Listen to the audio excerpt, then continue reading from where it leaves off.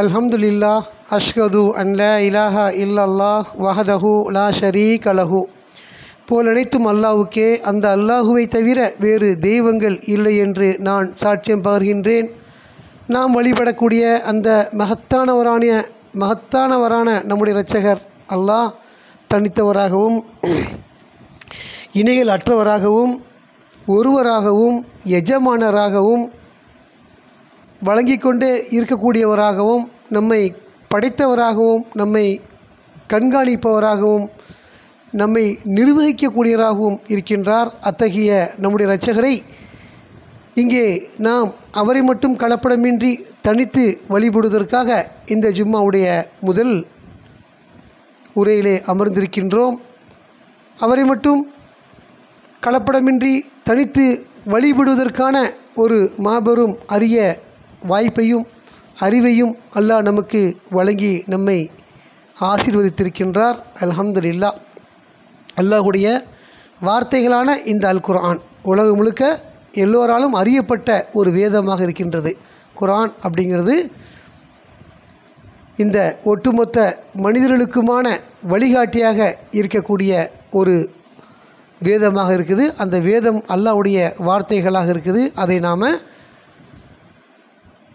இறை தூதர் நபி முகமது அவர்கள் மூலமாக பெற்ற ஒரு புத்தகமாக இருக்கிறது. அல்ஹம்துலில்லாஹ். இந்த குர்ஆன் அல்லாஹுவால் வழங்கப்பட்டதாக இருக்குது. நாம் பின்பற்றக்கூடிய ஒரே சோர்ஸ் ஆதாரமாக இருக்க வேண்டியது இந்த குர்ஆன் மட்டும்தான் அப்படிங்கிறத நாம் அறிஞ்சிருக்கிறோம். அதற்கான வசனங்கள் இன்ஷா அல்லாஹ் நம்ம இன்றைக்கி பார்ப்போம். இப்போ குர்ஆன் மட்டும்தான் மார்க்கத்தின் ஆதாரம், அதை தவிர எதுவும் மார்க்கத்தின் ஆதாரமும் அடிப்படையே கிடையாது அப்படிங்கிறத நாம் தெளிவாக இந்த திருக்குர்ஆன் வாயிலாக நாம் அறிகிறோம். நாம் பின்பற்றக்கூடிய புத்தகம் எப்படி இருக்கணும் அப்படின்னா, இந்த மார்க்கம் அல்லாஹ்வுடைய மார்க்கமாக இருக்குது. அல்லாஹ் தான் ஒரு வேதத்தை வழங்கியிருக்கிறாரு. நமக்கு வழிகாட்டியாக அதை வழங்கியிருக்கும் போது அதுதான் பின்பற்றக்கூடிய ஒன்றே தவிர அது இல்லாமல் வேறு எந்த ஒரு புத்தகமும் நம்ம பின்பற்றுவதற்கு தகுதியானது இல்லை அப்படிங்கிறது நம்ம அறிஞ்சு கொள்ள முடியும். அல்லாஹ் இவ்வளோ வசனம் கொடுத்துருக்கிறாரு. 6346 வசனம் கொடுத்துருக்கிறாரு. இந்த மார்க்கத்தை பூர்த்தி செய்வதற்கு இன்னும் தேவைப்பட்டு அது சேர்த்துருப்பார் அல்லாஹ். ஆனால் எதுவுமே தேவையில்லாத அளவுக்கு இதில் எது சொல்லப்பட்டு இருக்கிறதோ அதை மட்டும் பின்பற்றினால் போதும், அதுதான் மார்க்கமாக இருக்குது. எங்கள் அடிப்படையில் தான் நமக்கு 114 அத்தியாயங்களும் அந்த அத்தியாயங்களிலே 6346 வசனம் கொடுக்கப்பட்டிருக்கு. ஆனால் இன்றைக்கி நாம் உலகத்தில் பார்க்குறோம், இந்த குர்ஆன் அல்லாமல் வெவ்வேறு புத்தகங்களை பின்பற்றக்கூடிய மக்கள் இருக்கிறாங்க. அவைகள் மார்க்கத்தின் ஆதாரம் அடிப்படை கிடையாது. அதற்கான அத்தாரிட்டி அல்லாஹ் அதற்கு எதுவும் வழங்கவில்லை அப்படிங்கிறதுக்கு நிறைய சான்றுகள் இந்த குர்ஆனில் இருக்குது. நாம் இன்றைக்கி அதில் சில வசனங்களை பார்ப்போம். முதல்ல நம்ம எடுக்க வேண்டிய வசனம் 4வது அத்தியாயத்தினுடைய 82வது வசனம் பார்ப்போம். நம்ம 4:82 என்ன சொல்லப்படுதுன்னா, தெய்வீக இயற்றுதலுக்கான ஒரு ஆதாரமாக இந்த குர்ஆன் இருக்குது. மனித இயற்றுதல்லாம் கலப்படம் உள்ளதாக இருக்கும், இடைச்செருகளாக இருக்கும், கால நேரத்துக்கு தகுந்த மாதிரி திருத்த வேண்டியதாக இருக்கும். ஆனால் அல்லாஹ்வுடைய வார்த்தை இந்த உலகம் அழிகிற வரைக்கும் எந்த திருத்தமும் தேவைப்படாத அளவுக்கு இருக்கக்கூடிய ஒரு வேதமாக இருக்குது.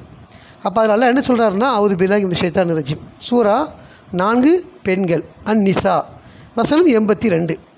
ஏன் அவர்கள் இந்த குர்ஆனை கவனத்துடன் ஆராயக்கூடாது அப்படின்னு ஒரு கேள்வி முதல்ல அல்லாஹ் கேட்குறார். யாருமே ஒரு விஷயத்தை பின்பற்ற சொல்லும் பொழுது என்ன சொல்லுவாங்கன்னா, அவங்க சொல்கிறத செய் அப்படிங்கிற மாதிரி சொல்லுவாங்க. ஆனால் அங்கே அல்லாஹ் என்ன சொல்கிறாருன்னா, ஏன் அவர்கள் இந்த குர்ஆனை கவனத்துடன் ஆராயக்கூடாதுன்னு மட்டும் சொல்லாமல், ஏன் ஆராயக்கூடாதுன்னு கேட்காம கவனத்தோடு ஏன் ஆராயக்கூடாது, கவனமாக ஆராயுங்க அப்படி சொல்கிறார். ஏன் அவங்க ஆராயக்கூடாது சொல்லிட்டு என்ன சொல்கிறாருன்னா, இது அல்லாஹ் அல்லாத மற்றவரிடமிருந்து வந்திருந்தால் அதனில் எண்ணற்ற முரண்பாடுகளை அவர்கள் கண்டிருப்பார்கள்.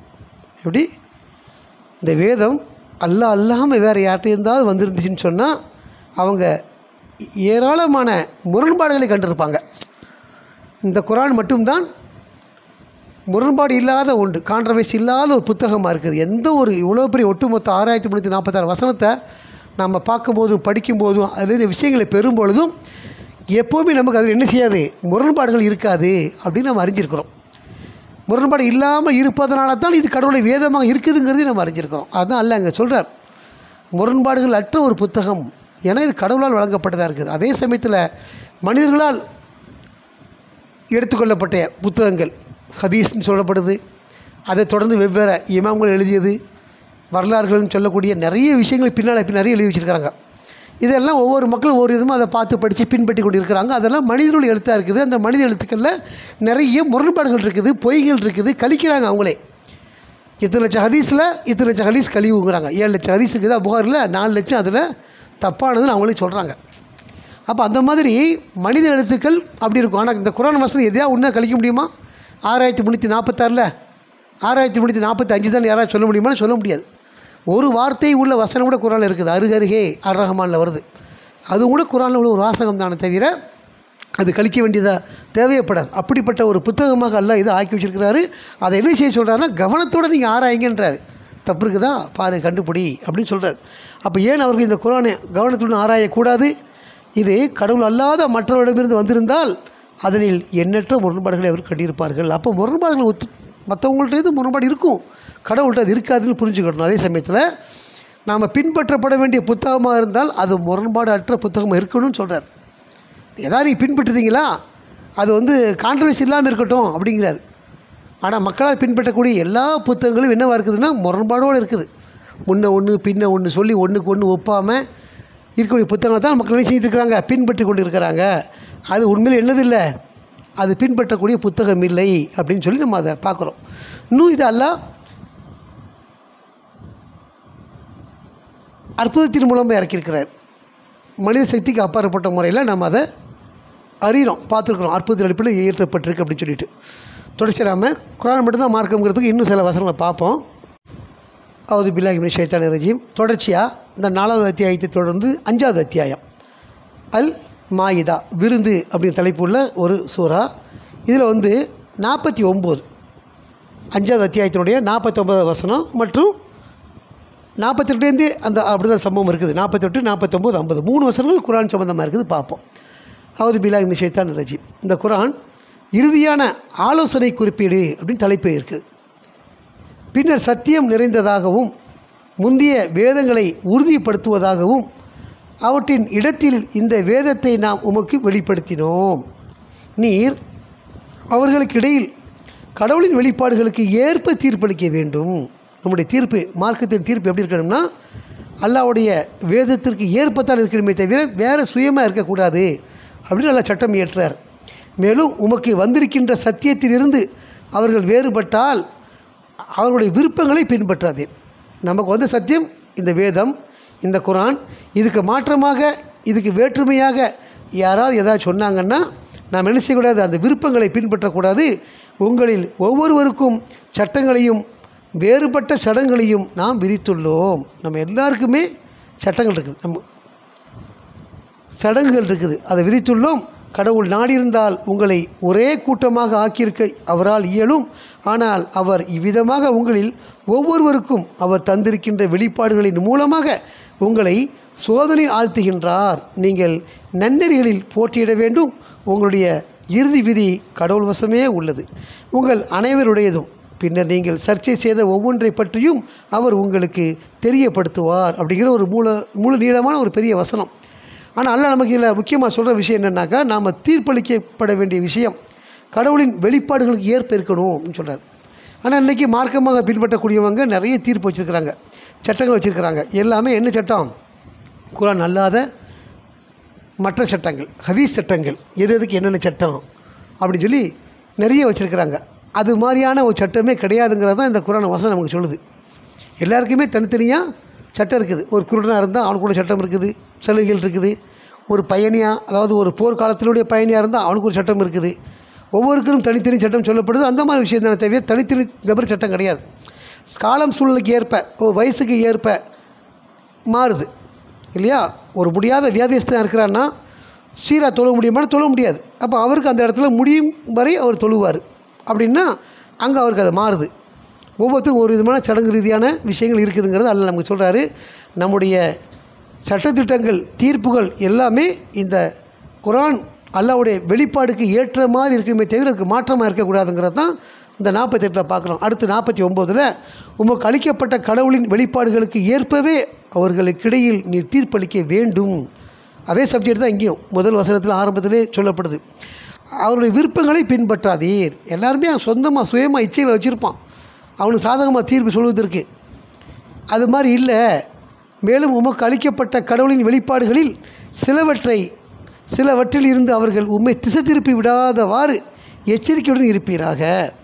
அவர்கள் திரும்பி சென்று விட்டால் பின்னர் அவருடைய பாவங்களில் சிலவற்றுக்காக கடவுள் அவர்களை தண்டிக்க நாடுகின்றார் என்பதை அறிந்து கொள்வீராக. உண்மையில் அதிகமான மக்கள் தீயவர்களாகவே இருக்கின்றனர். இங்கே நாம் என்ன பார்க்குறோம்? அல்லாஹுவால் அளிக்கப்பட்ட அந்த வெளிப்பாடுகள் ஏற்பத்தான் நம்ம தீர்ப்பளிக்க வேண்டும். அல்லாஹ்வுடைய எதிராக இருக்கக்கூடியவங்க அவருடைய விருப்பங்களை பின்பற்றாதீங்கிறார். நமக்கு எதை மார்க்கமாக எடுத்துக்கிறோமோ இந்த குரானை அதுக்கு ஏற்ற மாதிரி தீர்ப்பளிக்க வேண்டுமே தவிர அதற்கு மாற்றமாக ஒருபோதும் மற்றவங்களுடைய விருப்பத்திற்கு ஏற்ப தீர்ப்பளிக்கக்கூடாது. மேலும் உமக்கு அளிக்கப்பட்ட கடவுளின் வெளிப்பாடுகளில் சிலவற்றில் இருந்து அவர்கள் உம்மை திசை திருப்பி விடாதவாறு எச்சரிக்கையுடன் இருப்பீராக. இந்த குரான் வசனத்திலேயே அதை காட்டியே திசை திருப்பும். அவன் வேற ஒரு கோணத்தில் பேசுவான், இந்த மாதிரி இருக்குது அந்த மாதிரி இருக்குதுன்னு. அது அவனுடைய சிந்தனை அறிவு. ஆனால் உண்மையிலே நமக்கு அல்லாஹ் எப்படி உண்மை நேர்மை அடிப்படையில் நம்ம அந்த வசனம் நம்ம அணுகணும், அப்படி அதை பார்க்கணும். அப்படியே அவங்க திசை திருப்பாமல் இருக்கும் பொருட்டுன்னு சொல்கிறார். உமக்கு அளிக்கப்பட்ட கடவுளின் வெளிப்பாடுகளில் சிலவற்றில் இருந்து அவர்கள் உண்மை திசை திருப்பி விடாதவாறு எச்சரிக்கையாக இருக்கணுங்கிறார். ஆங்காங்கே ஒவ்வொரு வசனம் இருக்கும்ல, அதை காட்டி உதாரணமாக தொழுகையாளிக்கு கேடுன்னு இருக்கும். என்னப்பா தொழிலாளி கேடுன்னு இருக்குதே, நீ ஏன் தொழுகிற அப்படின்னு கேட்டு வந்துடக்கூடாது. அதுக்கு அடுத்த வசனத்தை பார்க்கணும். கவனமற்ற தொழிலாளின்னு இருக்கும், அதை மறைச்சி அவன் பேசுவான். அவன் நமக்கு வழங்கப்பட்ட வேதத்திலேருந்து திசை திருப்பது எப்படின்னா இந்த மாதிரியான விஷயங்கள் தான். நாம் அதில் எச்சரிக்கையாக இருக்குன்னு நல்லா நமக்கு எச்சரிக்கை விடுறாரு. அப்போ அந்த ஒரு வசனத்தை வச்சு அவன் திசை திருப்ப முடியும் நம்மளை. அப்படி நீங்கள் வீழ்ந்து விடாதிருக்கும் பொருட்டு எச்சரிக்கையாக இருந்துக்கிறங்க அப்படின்னு நல்லா நமக்கு கிடைச்சாரு சொல்கிறார். அவர்கள் திரும்பி சென்று விட்டால் நாம் சத்தியத்தை இருக்கிற மாதிரி எடுத்து சொன்னானிக்கு என்ன செய்வான்? அவன் திரும்பி போயிடுவான். பின்னர் அவருடைய பாவங்களில் சிலவற்றுக்காக கடவுள் அவர்களை தண்டிக்க நாடுகின்றார். இந்த உலகத்தில் என்ன செய்வான்? அவனுடைய பாவத்திற்காக இங்கே அனுபவிப்பான் என்பதை அறிந்து கொள்வீராக. நம்ம இங்கேயே அதை பார்க்கப்படி தான் நல்லா சொல்கிறார். அவங்க பாவத்திற்கு ஏற்ப இங்கே கண்டிப்பாக அனுபவிக்கிறாங்க. உண்மையில் அதிகமான மக்கள் தீவிரர்களாக இருக்கின்றனர். மக்களில் பெரும்பாலான மக்கள் நல்லவன் கிடையாது, கெட்டவன் தான் சொல்கிறார். அப்போ நாம் என்ன செய்யணும்? அதை அறிந்து கொண்டு வாழக்கூடிய மக்களாக இருக்கணும். என்னடா இவன் நல்லா சரியாக இல்லையா, நம்மளை மாதிரி இல்லையா, எவ்வளோ மோசமாக இருக்கிறான், நம்ம நிந்தனை செய்கிறோம்ல, கஷ்டப்படுறோம், நமக்கு நாமளே வருத்தம் எடுத்துக்கிறோம். அதெல்லாம் வருத்தம் தேவையில்லைன்னு நல்லா சொல்கிறாரு. அவன் அப்படி தான் இருப்பான்னு தான் சொல்கிறாரு. மக்களில் பெரும்பாலான பேர் தீயவன் தான்.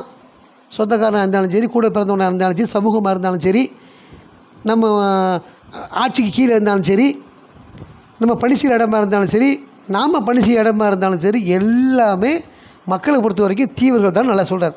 அவள் அதை நம்ம மனசில் வச்சுக்கிட்டு இருந்தால் நமக்கே அந்த சஞ்சலம் வரப்போகுது. இவன் அப்படி இருக்கான், அவன் அப்படி இருக்கான், ஏன் அவ்வளோ மோசமாக இருக்கான் அப்படின்னு அல்லவே சொல்கிறார். மக்கள் அதிகமான தீவிரர்கள் தான். ஆனால் அவங்க என்ன செய்ய போகிறாங்க? அதுக்கு அனுபவிக்க போகிறாங்கிறது சொல்கிறார். அடுத்து, அறியாமை காலத்தின் சட்டத்தையே அவர்கள் ஆதரிக்க நாடுகின்றனர். சட்டம் அப்படின்னு அன்றைக்கி அறியாமை காலத்தில் பின்பற்றி கொண்டிருந்தாங்களே, அதையே நாடுறாங்க. அல்ல நமக்கு இப்படி ஒரு வேதத்தை கொடுத்து சட்டத்திட்டங்களை ஞானம் மிக்கவரால் கொடுக்கப்பட்டதுக்கு பிறகு அதை தாண்டி உன்னை எவன் ஆதரிக்கிறானோ அதை பற்றி அல்ல அங்கே கேள்வி கேட்குறாரு. அறியாமை காலத்தின் சட்டத்தையே அவர்கள் ஆதரிக்க நாடுகின்றனர். உறுதிப்பாட்டினை அடைந்து விட்டவர்களுக்கு கடவுள் உடையதை விடவும் எவருடைய சட்டம் மேலானது. நாம் நம்பிக்கையை அடைஞ்சிட்டோம்னா, உறுதிப்பாடை அடைஞ்சிட்டோம்னா நமக்கு அல்லாஹ்வுடைய சட்டத்தை தவிர வேறு எதுவும் மேல் கிடையாது. அதான் அல்லாஹ் கேட்குறாரு, உறுதிப்பாட்டினை அடைந்து விட்டவர்களுக்கு கடவுள் உடையதை விடவும் எவருடைய சட்டம் மேலானது. அப்போ அவருடைய சட்டம் மட்டும்தான் மார்க்கம், அவருடைய சட்டத்தை மட்டும்தான் நாம் பின்பற்ற வேணும். அப்போ அவர் சட்டம் இல்லாத வேறு ஏதாவது மக்கள் பின்பற்றுதாங்கன்னா அது கடவுளுடையதை விடவும் மேலானதா அப்படின்னு கேட்குறார். இன்றைக்கி எவ்வளோ சட்டங்கள் நம்ம பார்க்குறோம். இன்றைக்கி இஸ்லாத்தின் பேரெல்லாம் சட்டங்கள் பார்க்குறோம். அதெல்லாம் மார்க்க சட்டங்கள் கிடையாது. குர்ஆனில் சொல்லப்பட்ட விஷயங்கள் தான் மார்க்க சட்டங்களை தவிர இது அல்லாத எந்த ஒரு வழிபாடும் பின்பற்றுதலும் மார்க்க சட்டம் கிடையாது அப்படிங்கிறத இந்த வசனம் விளக்குது. தொடர்ச்சியாக நம்ம பார்ப்போம். தூபி இலல்லாஹ். அல்ஹம்துலில்லாஹ் அஷ்ஹது அன் லா இலாஹா இல்லல்லாஹ் வஹ்தஹு லா ஷரீக லஹு. புகழ் அனைத்தும் கடவுளுக்கே, அந்த கடவுள் ஒருவரை தவிர வேறு தெய்வங்கள் இல்லை என்று நான் சாட்சியம் பகர்கின்றேன். நாம் வழிபடக்கூடிய நம்முடைய இரட்சகர் தனித்தவராகவும் இணையிலற்றவராகவும் இருக்கின்றார். அவரை மட்டும் இங்கே தனித்து வழிபடுவதற்காகவும் போற்றி புகழ்வதற்காகவும் துதிப்பதற்காகவும் ஜும்மாவுடைய 2வது அமர்விலே அமர்ந்திருக்கின்றோம். அவருடைய வார்த்தைகளான அல் குர்ஆன் வளமானதாகவும் வழிகாட்டக்கூடியதாகவும் இருக்கின்றது. அந்த வார்த்தையிலிருந்து நாம் கடவுள் மட்டுமே வழிபாட்டுக்குரியர் என்றும் அவருடைய மார்க்கத்தை பின்பற்றுவதற்கு இந்த குர்ஆன் மட்டுமே போதும் என்றும் நாம் அறிந்திருக்கின்றோம். அந்த அடிப்படையில் நாம் அடுத்து தொடர்ச்சியாக சூரா 6 அல் மாயிதா சூரா 6 அல் அன்ஆம் கால்நடைகள் அப்படின்னு சொல்லக்கூடிய ஒரு சூரா. அதில் வசனம் 19 மற்றும் 38 இந்த 2 வசனங்கள்லையுமே குர்ஆன் மட்டும்தான் முழுமையானது. அதை தான் நம்ம பின்பற்றணுங்கிறத நம்ம பார்க்குறோம் இன்ஷா அல்லாஹ். அப்போ இதுக்கு ஒரு தலைப்பு இருக்குது. அவுது பில்லாஹி மினஷ் ஷைத்தானிர் ரஜீம். கூறுவீராக தலைப்பு பார்த்துருவோம். குர்ஆன் முழுமையான குர்ஆன் மேலும் குர்ஆனை தவிர எதுவும் இல்லை அப்படின்னு சொல்கிறார். குர்ஆன் சொன்னாலே போதும், ஸ்ட்ராங்காக திருப்பி சொல்கிறாரு. முழுமையான குர்ஆன், ஒட்டுமொத்த குர்ஆன், மேலும் குர்ஆனை தவிர எதுவும் இல்லை. இந்த முழுமையான குர்ஆன் தான் மார்க்கம். இந்த முழுமையான குர்ஆன் தான் மார்க்கம். இந்த குர்ஆனை தவிர வேறு எதுவும் மார்க்கம் இல்லை அப்படிங்கிற அடிப்படையில் அந்த வாசகம் கொடுக்கப்பட்டிருக்கு. வசனம் எப்படி வருதுன்னா, அவுது பில்லாஹி மினஷ் ஷைத்தானிர் ரஜீம். கூறுவீராக எவருடைய சாட்சியம் மிக பெரியது கேள்வி கேட்குறார். திருப்பி அல்லாஹ் சொல்கிறார், கூறுவீராக கடவுளுடையது. சாட்சியம்னா மற்ற மனிதர்களுடைய சாட்சியத்தை விட கடவுள் சாட்சியம்தான் பெரிய சாட்சியமாக இருக்குது. உங்களுக்கும் மேலும் இது சென்று அடைகின்ற எவருக்கும் பிரச்சாரம் செய்வதற்காக இந்த குர்ஆனை பொறுத்த வரைக்கும் நாம் அடைஞ்சிருக்கிறோம். நமக்கும் திரும்பவும் நம்முடைய காலத்துக்கு பின்னால் இது யாரெல்லாம் அடைகின்றதோ அவர்களுக்கும் பிரச்சாரம் செய்வதற்காக, பிரச்சாரம் செய்ய வேண்டிய ஒரே புத்தகமாக இந்த குர்ஆனை தான் அல்லாஹ் சொல்கிறார். வேறு எதையுமே சேர்த்து சொல்லலை. மக்கள் மத்தியில் குர்ஆனும் மற்றொன்றும் சொல்கிறாங்கள்ல, குர்ஆன் ஹதீஸ். அது மாதிரி இங்கே வாசகன்னு கிடையாது. எந்த வசனம் எடுத்து பார்த்தாலும் சரி தான். முகமது நபி மறுமை நாளில் கம்ப்ளைண்ட் பண்ணும்போது கூட இந்த மக்கள் குர்ஆனை புறக்கணித்து விட்டார்னு சொல்லுவாங்களே தவிர அவர் சேர்த்து எதையும் சொல்ல மாட்டார். என்னுடைய எச்சரிக்கைக்கு அஞ்சக்கூடியவர்களை பற்றி அல்லாஹ் சொல்கிறாரு 50:45. என்னுடைய எச்சரிக்கைக்கு அஞ்சக்கூடியவர்களுக்கு இந்த குர்ஆனை கொண்டு தான் நிச்சயம் பிரச்சாரம் செய்ய சொல்கிறாரு, எச்சரிக்கை செய்ய சொல்கிறார். அப்போது எல்லா இடத்தையும் குர்ஆன் மட்டும்ங்கிறது தான் வருதே தவிர அதோடு சேர்ந்து எதுவுமே வரல. ஆக அங்கே அல்லாஹ் சொல்லும்போது சாட்சியத்தில் பெருசு எதுன்னு கேட்டுட்டு அல்லாஹ்வுடையன்னு சொல்லிவிட்டு, இது சென்றடைகின்ற எவருக்கும் பிரச்சாரம் செய்வதற்காக இந்த குர்ஆன் எனக்கு உள்ளுணர்வு அளிக்கப்பட்டுள்ளது என்பதற்கு எனக்கு உங்களுக்கு இடையில் அவரே சாட்சியாக இருக்கின்றார் அப்படிங்கிறார். அப்போ அல்லாஹ் எதை மென்ஷன் பண்ணுறாருன்னா, இந்த மக்களை யாரெல்லாம் போய் அடையுமோ அவர் பிரச்சாரம் செய்வதற்காக இந்த குர்ஆன் தான் சொல்கிறார். பிரச்சாரம் செய்ய வேண்டிய ஒரே புத்தகம் இந்த குர்ஆனை தான் இருக்குது. இதை தவிர வேறு ஒன்றும் அல்லாஹ் அங்கே மென்ஷன் பண்ணலை. அப்போது இந்த குர்ஆன் எனக்கு உள்ளுணர்வு அளிக்கப்பட்டுள்ளது என்பதற்கு எனக்கும் உங்களுக்கும் இடையில் அவரே சாட்சியாக இருக்கின்றார். உண்மையில் அல்லாஹ்வோட கடவுளுடன் வேறு தெய்வங்கள் இருப்பதாக நீங்கள் சாட்சியம் பகர்கின்றீர்கள். அல்லாஹ்வோட உண்மையில் கடவுளுடன் வேறு தெய்வங்கள் இருப்பதாக நீங்கள் சாட்சியம் பகர்கின்றீர்கள். கூறுவீராக நீங்கள் செய்வதைப் போல் நான் சாட்சியம் அளிப்பதில்லை. ஒரே ஒரு தெய்வம்தான் உள்ளது. மேலும் உங்களுடைய போலி தெய்வ வழிபாட்டினை நான் கைவிட்டு விட்டேன் அப்படின்னு சொல்கிறார். இந்த இடத்துல என்ன வருதுன்னா, உண்மையில் அல்லாஹ்வோட வேறு தெய்வம் இல்லைங்கிறது தான் லா இலாஹா இல்லல்லாஹ். ஆனால் இந்த சாட்சியத்திற்கு எதிராக மக்கள் மத்தியில் கடவுளோடு சேர்த்து அல்லாஹ்வுடைய தூதரை இணைச்சி என்ன சொல்லுவாங்க, சேர்த்து சொல்லுவாங்க முஹம்மது ரசூலுல்லாஹ் அப்படின்னு சொல்லுவாங்க. அந்த மாதிரி அல்லாஹ்வுடன் வேறு தெய்வம் இல்லை. சாட்சியத்தில் சொல்ல வேண்டிய விஷயம் எதுவும் அதை மட்டும் தான் சொல்லுமே தவிர அந்த சாட்சியத்தில் போய் இன்னொரு எதை வாசல் சேர்த்தோம்னு சொன்னால் அது இணை வழிபாட்டின் அங்கம் ஆகிடுது. எது சாட்சியமாக அல்லாஹ் நமக்கு கற்றுத்தாராரோ அதை தான் நம்ம சொல்லணும். அல்லாஹ் என்ன சாட்சியம் சொல்கிறாரு, அல்லாஹ்வுடைய மலக்குகள் என்ன சொல்கிறாங்க, அறிவு வழங்கப்பட என்ன சொல்கிறாங்களோ, லா இலாஹா இல்லாஹுவ அவரை தெய்வமில்லைங்கிறது சாட்சியமாக இருக்குது. அதை மட்டும் சொன்னால் தான் நாம் அல்லாஹ்வை சாட்சியம் சொன்னதாக ஆகும். ஆனால் அந்த சாட்சியத்தோடு நாமளாக எதாவது சேர்த்துக்கொண்டு லா இலாஹா இல்லல்லா முஹம்மது ரசூலுல்லாஹ் இது ஒரு சாட்சியமாக உலகத்தில் இருக்குது. இது இல்லாமல் லா இலாஹா இல்லல்லா முஹம்மது ரசூலுல்லாஹ் அலி அண்ணன் வலி அல்லா அது ஒரு சாட்சியமாக இருக்குது. இன்னும் அதை தொடர்ந்து சஹாபாக்கள் சொல்லக்கூடிய சாட்சியம் இன்றைக்கி இருக்குது. நீங்கள் ஷியா முஸ்லீம்னு சொல்லும்போது இந்த நிறைய வரிசையாக சொல்லிட்டே இருக்கிறாங்க.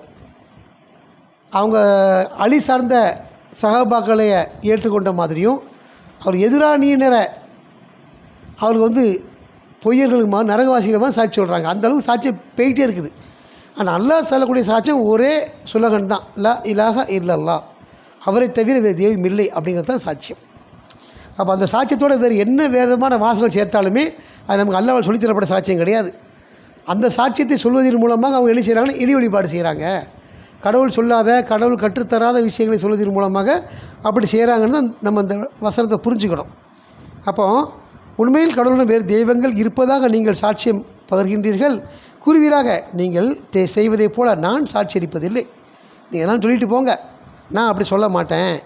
ஒரே ஒரு தெய்வம் தான் உள்ளது, மேலும் உங்களுடைய போலி தெய்வ வழிபாட்டினை நான் கைவிட்டு விட்டேன். நீங்கள் சொல்கிற மாதிரியான விஷயங்கள் வழிபாடுகள் நான் கைவிட்டு விட்டேன்னு சொல்லிட்டு இந்த 19வது வசனத்தில் நமக்கு அல்லாஹ் அதை சொல்கிறார். அப்போ இங்கேயும் நாம் பின்பற்றப்பட வேண்டிய விஷயம், சாட்சி சொல்ல வேண்டிய விஷயம் எல்லாமே ஒன்றாக தான் இருக்குது.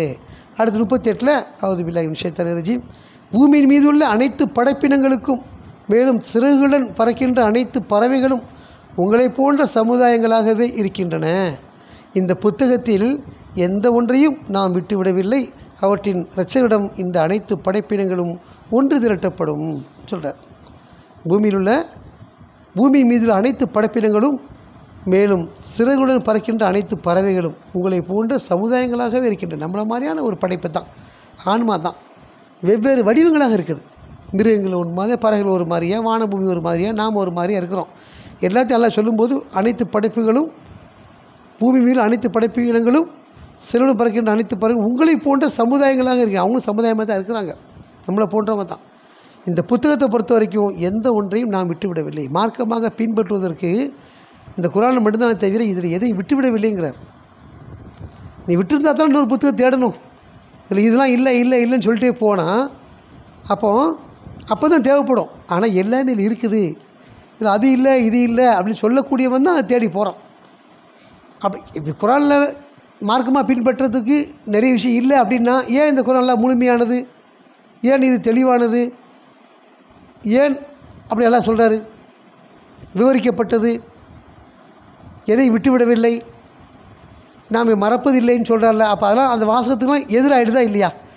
அந்த மாதிரி அதை நினச்சான்னா இந்த மாதிரி இது மட்டும் போதாது, இதோடு மற்றது வேணும், இதில் நம்ம தேடக்கூடியதெல்லாம் இல்லை அப்படி நினைக்கக்கூடியவனுக்கு தவறான பாதையில் போகிறாங்க. அப்போது இந்த புத்தகத்தில் எந்த ஒன்றையும் நான் விட்டுவிடவில்லை அப்படி ஒரு வாசகம் நமக்கு என்ன சொல்லுதுன்னா, நமக்கு தேவையான அனைத்தும் இந்த குர்ஆனில் இருக்குதுங்கிறது அல்ல சொல்கிறார். அவற்றின் இரட்சகரிடம் இந்த அனைத்து படைப்பினங்களும் ஒன்று திரட்டப்படும். நம்மளை மட்டும் இல்லாமல் அல்லாஹ் அங்கே சொல்லக்கூடிய அனைத்து விஷயங்களும் ஒன்று திரட்டப்படும் அப்படிங்கிறதையும் அல்லாஹ் நமக்கு சொல்கிறார். ஆக எதையும் விட்டுவிடாத ஒரு புத்தகமாக இந்த குர்ஆன் இருக்குது, இந்த வேதம் இருக்குது, இந்த குர்ஆன் இருக்குது. அதுதான் நாம் பின்பற்றப்பட வேண்டிய ஒன்றே தவிர இது இல்லாமல் வேறு எந்த ஒன்றும் என்ன இல்லை, பின்பற்றப்பட வேண்டிய அவசியம் இல்லை. அது பின்பற்றுவதற்கு தகுதியான புத்தகம் கிடையாது, கடவுளால் வழங்கப்பட்டதில்லை, முரண்பாடுகள் உள்ளது அப்படிங்கிற நிறைய விஷயங்கள் நம்ம அதில் பார்க்குறோம். ஆக அடுத்து இன்னும் இன்ஷா அல்லாஹ் ஒரு வசனம் பார்த்துட்டு நம்ம முடிப்போம். தொடர்ச்சியாக சூரா 7 ஆத்ம சுத்திகரிப்பு ஸ்தலம் அல் அராஃப். அவுது பில்லாஹி மினஷ் ஷைத்தானிர் ரஜீம். இந்த 7வது அத்தியாயத்தினுடைய 2வது வசனம் மற்றும் 3வது வசனம் குர்ஆன் மட்டும்தான் மார்க்கம் சொல்லக்கூடிய ஒரு வாசகம் உள்ள ஒரு வசனம். இதையும் பார்த்துருவோம். அவுது பில்லாஹி மினஷ் ஷைத்தானிர் ரஜீம். இந்த வேதம் உமக்கு வெளிப்படுத்தப்பட்டுள்ளது. அல்லாஹ்வுடைய தூதரை நோக்கி, நம்பிக்கையாளர் நோக்கி சொல்லக்கூடிய வாசகமாக இருக்குது. இந்த வேதம் நமக்கு வெளிப்படுத்தப்பட்ட ஒன்றாக இருக்குது. நீர் உம்முடைய இதயத்தில் அதனை குறித்து சந்தேகத்திற்கு இடமளிக்க வேண்டாம். இந்த வேதத்தை பொறுத்த வரைக்கும் டவுட்டே பட வேண்டிய அவசியம் இல்லை. ஏன்னா அற்புதம் இருக்குது. அங்கே என்ன சந்தேகம் வந்தாலும் அற்புதத்தின் மூலம் நம்ம நினைச்சலாம், அதை சரி பார்க்கலாம். இது அல்லாஹ்வுடைய வேதம் தான், மனிதர்களால் இயற்ற முடியாத அளவுக்கு சொல்லப்பட்ட வேதமாக இருக்குது, கட்டமைக்கப்பட்ட வேதமாக இருக்குது, கணித ரீதியாக எடுத்துரைக்கப்பட்ட வேதமாக இருக்குதுங்கிறது அறிகிறோம். நீர் உங்களுடைய இதயத்தில் அதனை குறித்து சந்தேகத்திற்கு இடமளிக்க வேண்டாம். அதனை கொண்டு நீர் எச்சரிப்பதற்காகவும், இந்த குர்ஆனை கொண்டு தான் எச்சரிக்கை வேண்டுங்கிற சொல்கிறாரல்ல, அதனை கொண்டு நீர் எச்சரிப்பதற்காகவும் நம்பிக்கையாளர்களுக்கு ஒரு நினைவூட்டலை வழங்குவதற்காகவும். யார் நம்பிக்கை கொண்டிருக்காங்களோ அவங்களுக்கு இந்த குர்ஆன் மூலமாக நினைவூட்டலை, எல்லா விதமான நினைவூட்டல், கடவுள் நினைவூட்டுவது, சட்டங்களை நினைவூட்டுவது, நாம் என்ன செய்யணும், என்ன வழிகாட்டில் நடக்கணுங்கிற எல்லா விஷயங்களையும் நினைவூட்டுவதற்காக அல்லாஹ் இந்த ஒரு புத்தகத்தை நமக்கு வழங்கியிருக்கின்றார். இந்த புத்தகம் அதான் வழங்குதுன்னு சொல்கிறார் நமக்கு. அப்போது நம்முடைய இறைவனால் வழங்கப்பட்டது, வெளிப்படுத்தப்பட்டது. நம்முடைய இதயத்தில் அதனை குறித்து சந்தேகம் இடமளிக்கக்கூடாதுன்னா அதனை கொண்டு நீர் எச்சரிப்பது இடம் வேண்டாம். இதனை கொண்டு நீர் எச்சரிப்பதற்காகவும் நம்பிக்கையாளர்களுக்கு ஒரு நினைவூட்டலை வழங்குவதற்காகவும் அப்படின்னு நல்லா சொல்கிறார். உங்களுடைய இரட்சகரிடமிருந்து உங்களுக்கு வெளிப்படுத்தப்பட்டவற்றையே நீங்கள் அனைவரும் பின்பற்ற வேண்டும்.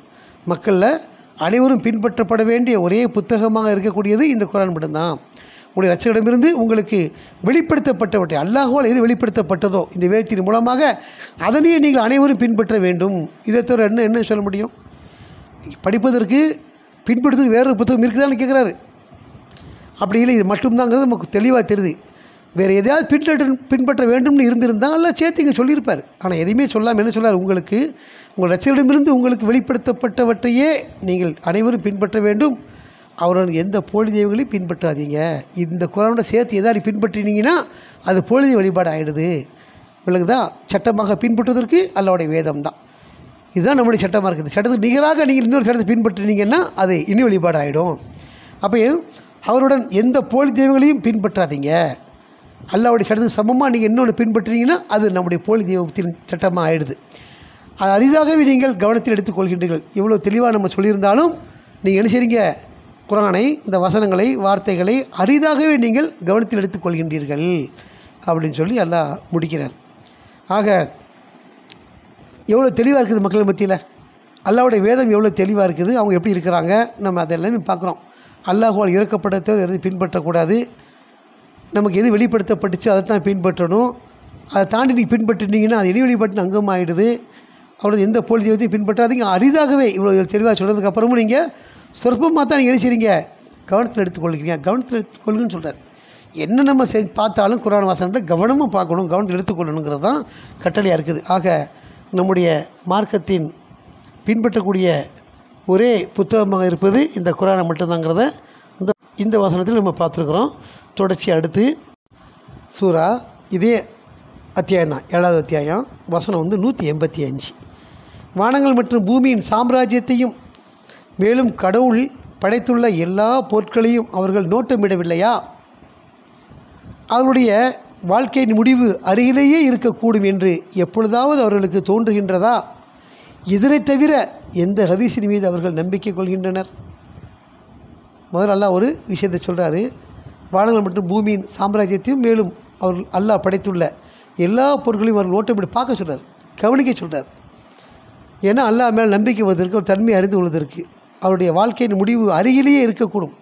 ஒவ்வொரு பொருள் படைக்கப்பட்டு அழிஞ்சிக்கிட்டு இருக்கிறத பார்க்குறோம், மரணங்களை பார்க்குறோம், வெவ்வேறு வடிவங்கள் இருக்கிறத பார்க்குறோம், ஒவ்வொன்றும் ஒரு விதத்தில் இருக்கிறத பார்க்குறோம். இப்படி அல்லாஹ்வுடைய படைப்பு பல விதமாக இருக்குது. எல்லா சக்திக்கும் அவர் தான் உரியவர் அப்படிங்கிறது நம்ம அதன் மூலமாக அறிய முடியும். அப்போ அவருடைய வாழ்க்கையின் முடிவு இதெல்லாம் பார்த்துட்டு நம்மளுக்கு முடிவு ரொம்ப நெருக்கமாக இருக்குது, அருகில் இருக்குது அப்படின்னு நம்ம அறிய முடியும், இருக்கக்கூடும் என்று எப்பொழுதாவது அவர்களுக்கு தோன்றுகின்றதா? அது நினைக்க சொல்லல. நாமளும் நம்முடைய மரணம் சமீபத்தில் இருக்குது, அது தோணணும். சும்மா வாழ்க்கையில் பெருசாக இன்னும் காலம் கடக்கமாக நினச்சி வாழ்ந்துட்டுருக்காங்கல்ல, அது தவறான ஒரு எதிர்பார்ப்பு. நம் வாழ்க்கை மிகவும் குறுகியது, அருகிலே இருக்குது அப்படிங்கிறத நமக்கு சொல்கிறார் இந்த இடத்துல. அப்போ இதனை தவிர அதுக்கு அடுத்து இதுதான் பாயிண்ட்டு. இதனை தவிர எந்த ஹதீஸின் மீது அவர்கள் நம்பிக்கை கொள்கின்றனர்? இந்த குர்ஆனை தவிர வேறு எந்த செய்தியின் மீது, ஹதீஸின் மீது அவர்கள் நம்பிக்கை கொள்கின்றனர்? அப்போ நாம் நம்பிக்கை கொள்ள வேண்டிய ஒரே புத்தகமாக இருப்பது இந்த குர்ஆன் தான், அல்லாஹ்வுடைய வேதம் தான், அவருடைய வெளிப்பாடு தான் அப்படிங்கிறத எடுத்து சொல்லும் முகமாக அங்கே அல்லாஹ் கேள்வி கேட்குறாரு. எந்த ஹதீஸின் மீது அவர்கள் நம்பிக்கை கொள்கின்றனர்? நீ எந்த ஹதீஸ் மேல் நம்பிக்கை கொள்கிறீங்களோ அது மார்க்கம் இல்லை, அல்லாஹ்வுடைய வேதம் மட்டும்தான். அல்லாஹு நஸ்ஸல அஹ்ஸனல் ஹதீத், அல்லாஹ் மிக அழகிய ஹதீஸை இறக்கி வைத்திருக்கின்றார் அப்படின்னு சொல்கிறார் 39 அத்தியாயத்தில் ஒரு வசனம். இப்படி நமக்கு இந்த குர்ஆனில் எங்கே பெறட்டினாலுமே கடவுள் மட்டும்தான் நம்முடைய இரட்சகர், அவருடைய வேதம் மட்டும்தான் நம்முடைய வழிகாட்டி, பின்பற்ற வேண்டிய ஒரு வேதம் அப்படின்னு அறிந்து கொள்ளக்கூடிய வகையில் நிறைய வசனங்கள்லாம் வச்சுருக்கிறாரு. நம்ம தொடர்ந்து மற்ற ஜும்மாக்களில் அல்லாஹ்வுடைய வேதமாகிய இந்த குர்ஆன் மட்டுமே மார்க்கத்தின் ஆதாரங்கிறத பார்க்க முடியும். இன்ஷா அல்லாஹ் நம்ம அடுத்தடுத்த ஜும்மாக்களில் பார்ப்போம். ஆக அல்லாஹ் மட்டும்தான் நம்முடைய இரட்சகர் அப்படிங்கிற மாதிரி அவர் கொடுத்த வேதம் மட்டும்தான் நம்முடைய மார்க்கத்தின் ஆதாரம், அடிப்படை. அதை தவிர வேறு எந்த ஒன்றுமே முரண்பாடுகள் உள்ள, பொய்கள் கலந்த எந்த ஒரு புத்தகமும் அல்லாஹ்வுடைய சட்டத்துக்கு நிகராக கிடையாது அப்படிங்கிறத சொல்லி நம்ம நிறைவு செய்வோம். வார்த்தையின் பூரணித்தும் அல்லாஹ்வுக்கே. மாஷா அல்லாஹ், லா குவத்த இல்லா பில்லா, அல்ஹம்துலில்லாஹ், ஹக்கீமுஸ்ஸலாம்.